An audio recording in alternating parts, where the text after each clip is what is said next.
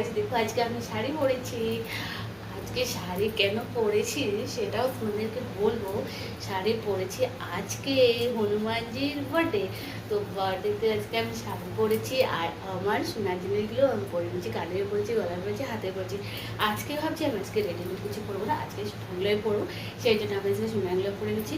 আর সব থেকে বড়ো কথা, আমি প্রতি বছর ঘরে পুজো করি, কিন্তু এবার আমি ঘরে পুজো করতে পারবো না। আমাদের এখানে একদম জল নেই, জলের খুবই সমস্যা চলছে। সেই জন্য আমি ঘরে পুজো করি না। ঘরে পুজো করলে জল লাগবে, লোক আসবে, সেই জন্য এবার ঘরে আর পুজো করিনি। তো আমি মন্দিরে যাব বলে তো ভাবলাম আজকে আমি এই শাড়িটা পরে নিই। এই শাড়িটা কখনো পরিনি, কেন কি আমার শাড়ি যেমন আসে অমনে থাকে, আমি শাড়ি পরি না, শাড়ি ভালো করে পরতেও পারি না। আর পরার আদত নেই, সেই জন্য আদত থাকলে সে পরতে পারতাম, কিন্তু খুব কম পরি, তাই পরতে পারি।